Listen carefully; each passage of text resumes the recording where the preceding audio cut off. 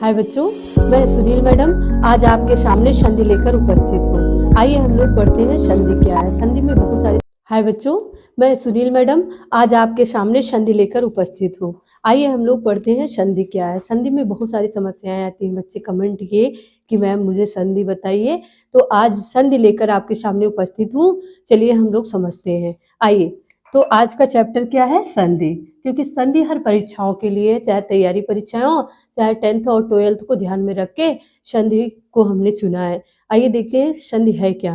तो चलिए देखते हैं। पहले परिभाषा से हम लोग शुरू करते हैं कि संधि क्या है। देखिए, दो समीपवर्ती, समीप मीन्स पास पास, समीप मीन्स क्या होता है कि एकदम पास पास वाले वर्ण।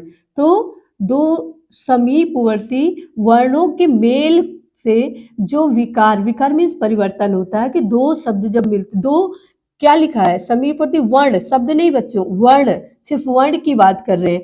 विकार परिवर्तन, विकार मीन्स परिवर्तन होता है, वह संधि कहलाता है। आइए फिर एक बार हम लोग देखते हैं सीधे कि दो समीपवर्ती वर्णों के मेल से जो परिवर्तन होता है वह संधि कहलाता है। अब आपने ध्यान देखिए, एक चीज आपको पहले संधि पढ़ाया था, मेरा वीडियो पढ़ा है, सॉरी समास पढ़ाया था। ये समास, समास में क्या होता है बच्चों कि दो शब्दों के मेल से बनता है।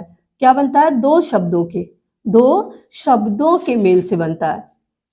इसमें क्या है? शब्द आते हैं पूरे पूरे। जैसे कहा राजा, राज्ञः, राजा छोड़ दो, राज्ञः धन पुत्र, क्या हो गया? पुत्र। अब दो शब्द मिलकर बनेंगे समास। लेकिन यहाँ क्या है बच्चों? संधि पूछ रहा है, तो संधि में कहा गया वर्ण। जैसे उदाहरण में हम आपको समझा रहे हैं कि जैसे आपने कहा देव धन आलय, क्या बोला बच्चों? देव धन आलय। तो देखिए पूरा वर्ड, वर्ड मीन्स शब्द होता है। हम वर्ड की बात नहीं कर रहे, बात किसकी? वर्ण की कर रहे हैं, एक अक्षर की बात कर रहे हैं, पूरे शब्द की बात नहीं कर रहे। अब देव वाह है ना, तो वाह देखिए बच्चों यहाँ समझा रहे हैं आपको, देव है तो देव वाह दिखाई दे रहा है, लेकिन वाह में भी कुछ लगा। ये हमने पहले भी वर्णमाला पढ़ाया है। जो वर्णमाला पढ़े हो, कोई भी व्यंजन बिना स्वर की सहायता के नहीं बनते। तो बच्चों इसका वर्ण विच्छेद करेंगे तो ये आधा हो जाएगा, और इसमें आ जो अंदर उसके लगा है ये निकल आएगा। तो इसमें लास्ट में क्या है बच्चों? आ है। क्या है? आ। तो आ हो गया, प्लस ये तो दिखाई ही दे रहा है आपको आ। अब दोनों मिल गए ना, तो दीर्घ आ, चाहे छोटा आए चाहे बड़ा आए, लेकिन दोनों के स्थान पर नियम क्या है कि दीर्घ आ हो जाता है। तो यहाँ क्या हो गया बच्चों? दोनों को मिलाकर देवालय। अब देखो देव जो है वैसे के वैसे है, लय वैसे को वैसे है, लेकिन दोनों आ मिलकर क्या हो गया? दीर्घ आ हो गया, तो क्या हो गया? देवालय। समझ में आया बच्चों? तो एग्जाम्पल दे रहे हैं, आगे आपको और विस्तृत हम पढ़ा रहे हैं। पहले क्या समझा रहे हैं आपको कि दो समीपवर्ती वर्णों के मेल से जो विकार या परिवर्तन होता है वह संधि कहलाता है। मतलब आपने समझा होगा कि समास शब्दों के मेल को कहते हैं। लेकिन देखो, एक नंबर का प्रश्न है बच्चों, इस पर गंभीरता से आप सोचिएगा कि समास जो होता है वो शब्दों के, वर्ड के मेल से होता है। लेकिन यहाँ वर्ण पूछ रहा, अक्षर, वर्ण मीन्स अक्षर, वर्ड मीन्स शब्द होता है। तो वर्ण के मेल से जो विकार यानी परिवर्तन आता है उसे हम संधि कहते हैं। आइए देखते हैं कि संधि के प्रकार क्या है। उदाहरण देखा, ये आपका यानी आ मिलकर क्या हो गया? दीर्घ आ। तो ये क्या हो गया? स्वर संधि। सीधे हमको ये बताना है स्वर संधि, इसके अंदर नहीं जाना है। क्या है ये? स्वर संधि है बच्चों। आगे हम पढ़ते हैं, दूसरा है जगत धन नाथ। अब जगत अलग हो गया, यहाँ कॉमा हो जाएगा क्योंकि आधा हो गया, जगत धन नाथ। अब यहाँ आधा तय, इसका रूल है बच्चों कि जब ये ना उसके बाद आता है तो ये ता आधा जो है वो ना में परिवर्तित हो जाता है, और इस तरह क्या हुआ कि जगन्नाथ हो गया। इसका आगे ये व्यंजन संधि है, आगे भी हम नियम पढ़ाएंगे इसके कि कैसे ये ना बना। व्यंजन संधि, ये कौन सी संधि है बच्चों? तो ये व्यंजन संधि है। आगे हम पढ़ाते हैं मन। यहाँ देखो विसर्ग लगा है, आपने वर्णालम में पढ़ा होगा कि विसर्ग का अपना कोई स्थान नहीं है, ये कभी स्वर के साथ लग जाता है, कभी व्यंजन के साथ, इसलिए इसको क्या कहते हैं, अयोग्य वाह कहते हैं कि ये अयोग्य है, मीन्स किसी के साथ लगकर पूर्ण होता है, इसलिए इसको क्या बोलते हैं, अयोग्य वाह बोलते हैं। तो आइए देखते हैं, विसर्ग लगा है ना, विसर्ग लगा है तो इसके भी कुछ रूल है, जहाँ विसर्ग होता है वो ओ की मात्रा में परिवर्तित हो जाता है। देखिए आइए, मन धन योग, अब क्या हो गया यहाँ पे, मनोयोग, क्या हो गया, मनोयोग। अब ये मनोयोग हो गया, जो कि सामने लिखा है, तो संधि पूछ रहा है कि इसमें संधि, तो इसमें कौन से संधि हो गई, आप जान गए होंगे, विसर्ग, विसर्ग संधि। तो ये 3 प्रकार आपने देखा, एग्जाम्पल आपको दिए हैं। पहले तो आपने समझा कि परिभाषा यानी संधि है क्या, तो आपको बता रहे हैं कि 2 समीपवर्ती यानी पास पास जो वर्ड हैं, वर्ड विच्छेद करने के बाद 2 समीपवर्ती वर्डों के मेल से जो विकार या परिवर्तन होता है वह संधि कहलाता है। फिर एग्जाम्पल के माध्यम से हमने तीनों समझाया कि पहला देवधनालय, यानी इसका आ मिला छोटा आ और इसका बड़ा आ, दोनों मिलके क्या हो गए, देवालय, यानी कौन सी संधि हो गई, निकल के आ गया स्वर संधि। फिर आप देखिए जगत धन नाथ, हमने बताया कि कुछ रूल होते हैं आपके व्यंजन संधि के, आगे हम पढ़ाएंगे, तो उस रूल के अनुसार ये ता के बाद यदि ना आता है तो ये आधा ता हो जाता है, आधा ना हो जाता है, सॉरी।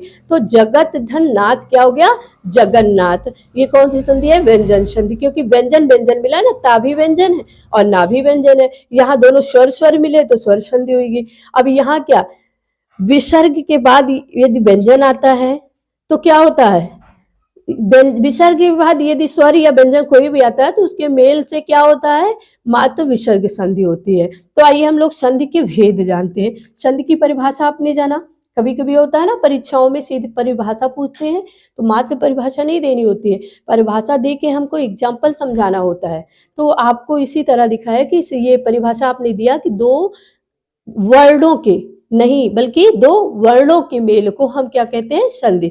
2 वर्णों के मेल से जो विकार या परिवर्तन होता है उसे हम संधि कहते हैं। और ये देखिए, आइए इसके भेद को जानते हैं, एग्जाम्पल तो आप दे ही देंगे, आइए इसके भेद को जानते हैं कि मुख्य रूप से देखिए संधि के भेद क्या है, वही प्रकार, संधि के प्रकार, ठीक है। तो संधि के मुख्य जो भेद होते हैं मुख्य रूप से वो 3 ही होते हैं। कितने होते हैं बच्चों, 3 होते हैं। नंबर 1 स्वर संधि, नंबर 2 व्यंजन संधि, नंबर 3 विसर्ग संधि। अब स्वर संधि हमने यहाँ समझाया था आपको, देवधनालय स्वर के बाद स्वर आया तो दोनों मिलकर स्वर ही होगा, चाहे दीर्घ हो चाहे लघु हो, लघु तो हो ही नहीं सकता क्योंकि दोनों के मेल से दीर्घ ही होता है, तो इसको हम क्या बोलते हैं, स्वर संधि। और फिर उसके बाद 2 व्यंजनों के मेल से जो विकार होता है या परिवर्तन आता है उससे हम क्या कहते हैं, व्यंजन संधि। फिर मन योग आपको बताए कि विसर्ग है ना, तो विसर्ग के बाद चाहे स्वर आए चाहे व्यंजन, लेकिन होगा विसर्ग संधि। तो इस प्रकार देखिए यहाँ दिया है ना कि संधि के भेद या प्रकार, तो संधि के जो मुख्य रूप से स्पेशल नहीं पूछा है कि स्वर संधि, ऐसा नहीं पूछा है ना, व्यंजन संधि ऐसा भी नहीं कहा है ना, तीसरा क्या, विसर्ग संधि, विसर्ग संधि, ये तीनों में से कोई नाम नहीं लिया है, बल्कि सीधे क्या पूछा है इसने सीधे पूछा है कि संधि के भेद। तो संधि के मुख्य रूप से 3 भेद होते हैं, स्वर संधि, व्यंजन संधि और विसर्ग संधि। अब स्वर संधि किसे कहते हैं, आइए हम देखते हैं। तो 2 स्वर संधि की परिभाषा है बच्चों, 2 स्वरों के मेल से जो विकार उत्पन्न होता है उसे स्वर संधि कहते हैं। जैसे देवधन आलय, क्या हो गया, देवालय, देव धन आलय। अब इसको बताया था ना ऊपर कि यहाँ क्या मिला है हमको, आ, छोटा आ, क्योंकि कोई भी व्यंजन बिना छोटे आ की सहायता से नहीं बनता। उसके बाद फिर क्या हो गया, यहाँ दिखाई नहीं दे रहा, वो संयुक्त रूप से मिला क्योंकि यहाँ हलंत लग जाता तो आ निकल गया है, लेकिन हलंत नहीं लगा तो देव वा बोल रहे हैं तो आ छिपा है। फिर उसके बाद बड़ा आ गया, अब ये दोनों मिलकर क्या हो गए, बराबर बड़ा, यानी दीर्घ हो गया, तो ये क्या हो गया, देवालय। तो ये कौन सी संधि का उदाहरण था बच्चों, स्वर संधि का।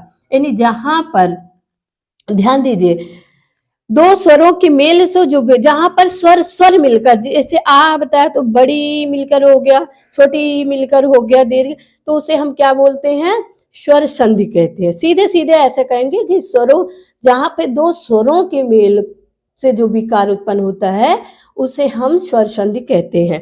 आइए स्वर संधि जानते हैं। ऊपर आपने सिर्फ संधि जाना, 3 प्रकार के प्रश्न होते हैं बच्चों, 3-4 प्रकार। पहला तो परिभाषा आपने बताया एग्जाम्पल के माध्यम, फिर पूछने का क्या कि संधि के कितने भेद होते हैं। तो संधि के मुख्य रूप से नाम नहीं लिया, किसी विशेष संधि की बात नहीं की, सीधे संधि की बात की है। तो जो संधि की बात की है वो मुख्य रूप से 3 होते हैं, स्वर संधि, व्यंजन संधि और विसर्ग संधि। स्वर संधि आपके सामने है, व्यंजन संधि और विसर्ग संधि। स्वर संधि दो स्वरों के मेल से जो विकार उत्पन्न होता है उसे स्वर संधि कहते हैं। अब स्वर संधि कितने प्रकार की होती है, तो स्वर संधि के प्रकार हम लोग जानते हैं। स्वर संधि के भेद, क्या डाल देंगे, भेद या प्रकार, स्वर संधि के भेद या प्रकार। तो आइए हम लोग देखते हैं, मुख्य रूप से 5 प्रकार के होते हैं। स्वर संधि कितने प्रकार के होते हैं, मुख्य रूप से 5 प्रकार के। नंबर 1 आप देखिए दीर्घ संधि, नंबर 2 गुण संधि, नंबर 3 वृद्ध संधि, नंबर 4 अयादि संधि और नंबर 5 यड़ संधि।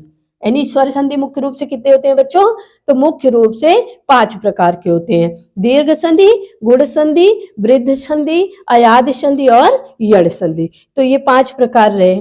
आगे हम आपको पढ़ाएंगे एक दीर्घ संधि क्या है, गुण संधि क्या है, वृद्ध संधि क्या है, अयादि संधि क्या है, यड़ संधि क्या है। तो आइए एक एक को हम लोग जानते हैं आगे।